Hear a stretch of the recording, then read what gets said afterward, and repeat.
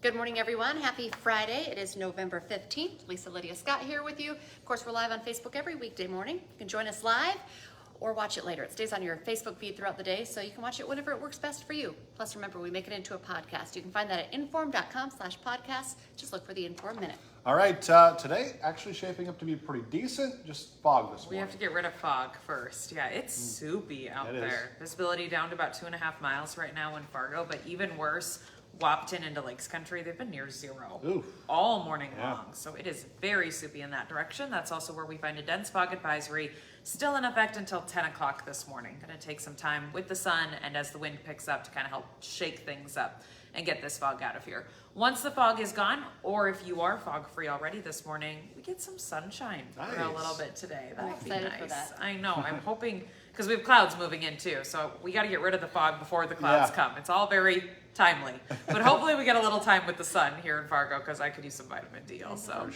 So cloud cover increases, going partly cloudy, then mostly cloudy, and eventually entirely cloudy overnight tonight into a pretty gray weekend. Temperature today about 50 degrees because of that sunshine. Again, conditional with the fog though. If the fog lingers too long, then we're going to stay a little bit cooler. Sunny spots easily the 50s today though.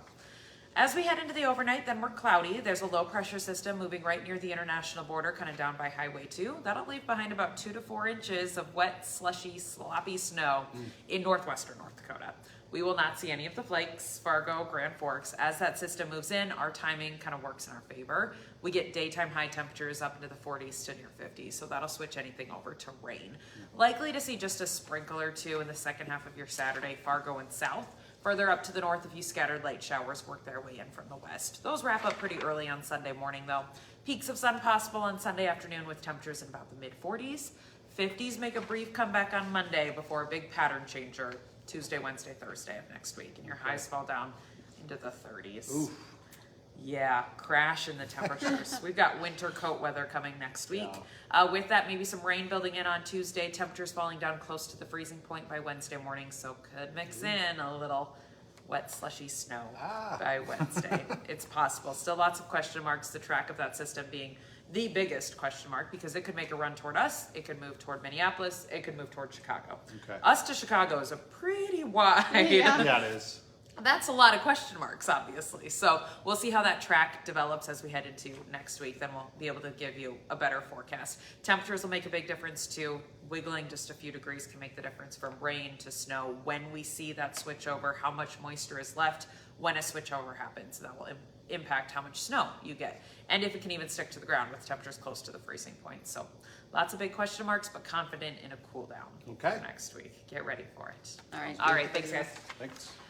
Well, it's official. Doug Burgum is President-elect Donald Trump's pick for Secretary of the Interior. Trump made the announcement during a gala at his Mar-a-Lago home in Palm Beach, Florida last night. As Interior Secretary, Burgum will oversee the National Park Service, U.S. Geological Survey, Fish and Wildlife Services, and several bureaus, including Indian Affairs and Land Management. Burgum has served as the governor of North Dakota since 2016. His tenure as governor wraps up on December 14th. The Moorhead Police Department is investigating the death of a student at MSU Moorhead at a residence hall there. President Tim Downs sent out an email to the campus community saying that the student was found unresponsive in their dorm room. The cause of death is still under investigation, but no foul play is suspected, and there is no threat to the campus community. The student's name has not yet been released.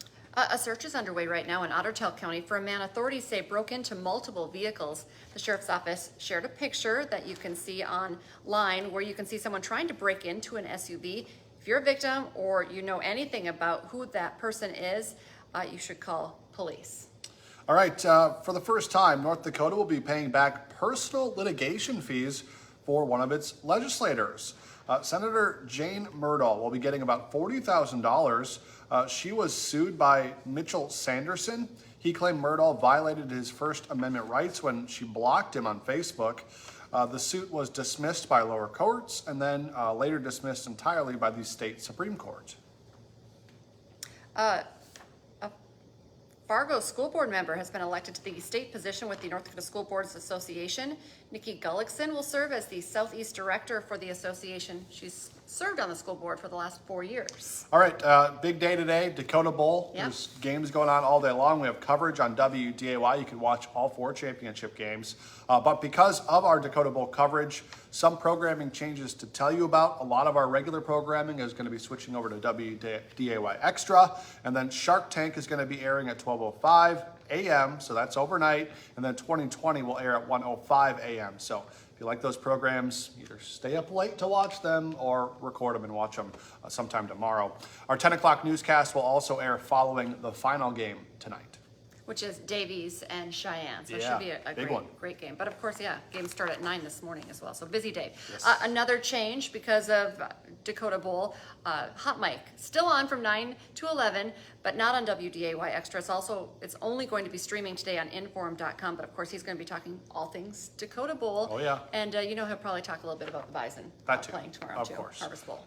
All right, don't forget, for just 99 cents a month for your first 3 months, you could get an all-access pass to inform.com. Just go to inform.com/subscribe to get the deal.